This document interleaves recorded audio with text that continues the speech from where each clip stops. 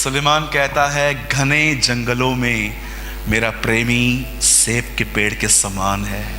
In all the tree of forest my beloved is like a Apple tree. वो जो महान है उसके साथ समय बिताओ। आप जानते हैं इस दुनिया की पहली संगति बैठकर नहीं होती थी, चलकर हुई थी। आदम और परमेश्वर एक साथ चलते थे।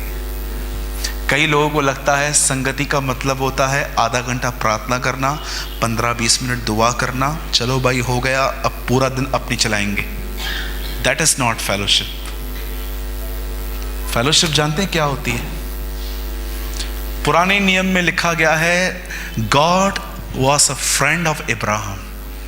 पुराने नियम में लोग परमेश्वर के दोस्त होते थे, पर नए नियम में हम उसके दोस्त नहीं है, वो हमसे ऐसा फेलोशिप करता है। पुराने नियम में तो परमेश्वर लोगों से विजिट करता था, हमारे साथ तो वो रहता है। समझ रहे हैं? पुराने नियम में खुदा लोगों से बाहर मिलता था, नए नियम में तो खुदा हमारे अंदर रहता है। आज मैं आपसे पूछना चाहता हूं, कितना समय आप प्रभु को देते? जरा अपने आप से पूछो। कई लोग परमेश्वर को अपना समय नहीं देते। मैं आपको बताता हूं वो क्या करते हैं। वो अपनी रिलीजियस ड्यूटी पूरी करते हैं। एक चैप्टर बाइबल को पढ़ना है, 15 मिनट दुआ करनी है, हो गया, मैं मसीह हूं। पास्टर जब भी पूछेंगे कितने लोग बाइबल पढ़ते हैं, मैं हाथ उठाऊंगा, मैं पढ़ता हूं।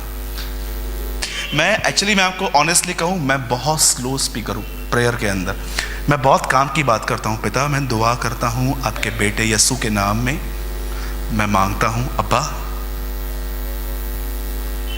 आज मैं बहुत टफ टाइम से गुजर रहा हूं, give me grace, please give me grace, मुझे अनुग्रह दीजिए, नहीं तो मैं नहीं निकल पाऊंगा। मैं थोड़ा स्लो हूं बोलने में, मैं बहुत मीनिंगफुल बात करने में बिलीव करता हूं। सम पीपल से प्रे हार्ड, मैं आपको कहता हूं प्रे सॉफ्ट, भागो मत। आप जब खड़े होते हो, आप इस ईमान के साथ खड़े रहो, जितना मैं पाने के लिए भूखा नहीं हूं, उतना मेरा खुदावंद मुझे देने के लिए भूखा है। इस बिलीव में करो।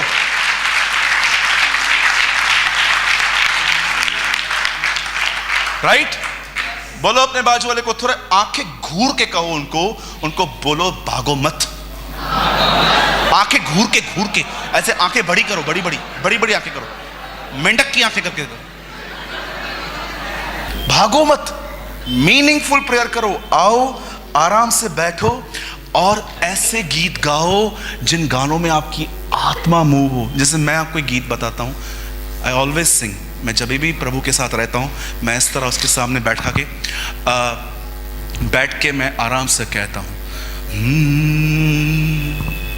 जब जा रहा अंधकार से हाथ पकड़ कर चलाया, ले आया उजियाले में, क्योंकि यीशु बुलाए। ऐ मेरे मन, प्रभु की तू आराधना कर, क्योंकि वो भला है। विश्वासहीन था मैं, विश्वास मुझे दिलाया अपना प्यार। आपको लगता होगा ये गीत है, नो, मैं सिर्फ प्रेम कर रहा हूं। कई लोग क्या करते हैं ना, जो दूसरे गीत गाते हैं ना, वही गीत गाते रहते हैं। मैं कहता हूं नहीं, जिस गाने में आपकी आत्मा मूव हो, ऐसे गीतों के साथ दुआ करो। और जैसे आप वर्शिप पूरी करो, उसके बाद आप उसे आराम से बिलीव कि वो आपको देख रहा है, उसका आप पे ध्यान है, और उसे कहो, अब्बा लव यू। कौन है तेरे सिवा मेरे पीछे? वेट, उसे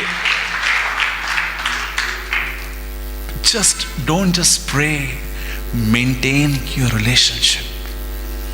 अब्बा, इतनी साइलेंट प्रेयर्स करना भी सीख लो कि एक व्यक्ति आपके साथ में है, उससे भी नहीं पता चल रहा कि आप दुआ में हो। मैं ऑसम यीशु की एक लाइफ को देख के मैं बहुत ब्लेस्ड हुआ कि वो लाजर की कब्र पे गया और कहता है, पिता मैं जानता हूं तूने मेरी सुन ली, क्योंकि तू सदैव मुझे सुनता है। मैंने पूरे इसके पहले 4-5 अध्याय पढ़ लिए, यीशु ने कहां प्रार्थना नहीं की थी। कितनी बड़ी बात है। यीशु कभी कभी ऐसी दुआओं में रहता था कि किसको पता तक नहीं चलता था कि वो दुआओं में है। आज आपके पास जिनके पास पर्सनल रूम्स हैं अपने, आप दुआ कर सकते हो, पर उनका क्या जिनके पास अपने कमरे नहीं है? लर्न करो। मैंने लोकल ट्रेन्स में, बाइक पे चलते हुए, कार में चलते हुए, फ्लाइट में जाते हुए, मैंने हर जगह पे दुआ करना सीख ली। मेरे लिए सिर्फ प्रेयर का एक रूम इंपॉर्टेंट नहीं है, मैं उठते बैठते दुआ करना जानता हूँ। इवन आप मुझसे बात भी करोगे ना, प्रेयर कभी भी नहीं है। यीशु ने कहा, एक्चुअली वो एक अनकॉन्शियस एक्ट है, जैसे आप सांस ले रहे हो आपको पता नहीं चलता। प्रार्थना ऐसी होनी चाहिए कि आप प्रेयर भी कर रहे हो पर आपको ही पता नहीं है। You are praying, you are praying, you are praying. किसी व्यक्ति ने मुझसे पूछा था, सूरज भाई प्रार्थना कितना समय करनी चाहिए? बाइबल में कहाँ नहीं लिखा है 1 घंटे प्रार्थना करो, 2 घंटे प्रार्थना करो, 3 घंटे प्रार्थना करो। बाइबल बताती है निरंतर प्रार्थना करो, प्रे ऑलवेज। और लिसन, एक मैंने ये प्रेयर की बात यहां पूरी कर रहा हूं। अब सेकंड थिंग, परमेश्वर के साथ समय। आपके हाथ में ये बाइबल है, जो मैं आपको अब कह रहा हूं, इट्स वेरी इंपॉर्टेंट। ये मेरे हाथ में बाइबल है। एक परमेश्वर के महान जन ने कहा, इससे अच्छा कि आप बाइबल में से 50 बार जाएं, उससे अच्छा बाइबल एक बार आप में से चली जाए। आपको पता है आजकल लोग हैं ना, ये देखिए, सब यहां देखिए, मेरे हाथ में ये बाइबल है। आपको पता है लोग क्या कर रहे हैं? ये बाइबल है, इसे पढ़ रहे हैं, पर मैं आपको बताना चाहता हूं, आपको सिर्फ बाइबल नहीं पढ़नी है, आपको यह देखना है कि इस बाइबल के अंदर यीशु के जीवन के लिए क्या लिखा है। I am not just studying the Bible, I use my Bible to understand the life of Jesus. मैं सिर्फ इस किताब को हाथ में नहीं लेता हूं, मैं इस किताब को उठाता हूं ताकि मैं जानूं कि यीशु कैसे जिंदगी जीते थे। और हर जगह पर मैं देखता हूं कि वो प्रार्थना कैसे करता था, वो स्त्रियों से बात कैसे करता था, पैसों की लेन देन उसकी कैसी थी। डोंट जस्ट रीड बाइबल कि बस मुझे वचन याद करने हैं, वचन याद करने। बहुत सारे जो लोग हैं ना, कई लोग जो ऐसे भी होते हैं, उनको लगता है वचनों को याद करना उन्नति है। अगर आप नए हो ओके, लेकिन अगर आप पुराने हैं तो आपको सिर्फ वचनों को याद नहीं करना है, उन्हें मनन करना है, उन्हें मेडिटेट करना है। यहोशू 1:8 में लिखा गया है, व्यवस्था की ये पुस्तक तेरे चित्त से उतरने न पाए। ऐसा नहीं लिखा गया है कि इसे दिन रात पढ़ो, लिखा है इसे दिन रात मनन करो। मैं आपको बताता हूं, एक दिन मैं बाइबल पढ़ रहा था, पतरस, यूहन्ना, याकूब पहाड़ पर गए। पतरस ने वहां पर कहा, प्रभु क्या मैं एलिया और मूसा के लिए तंबू बनाऊं? One question. एलिया और मूसा पतरस से 1000 साल पहले आए थे। पतरस को कैसे पता चला ये एलिया है, ये मूसा है?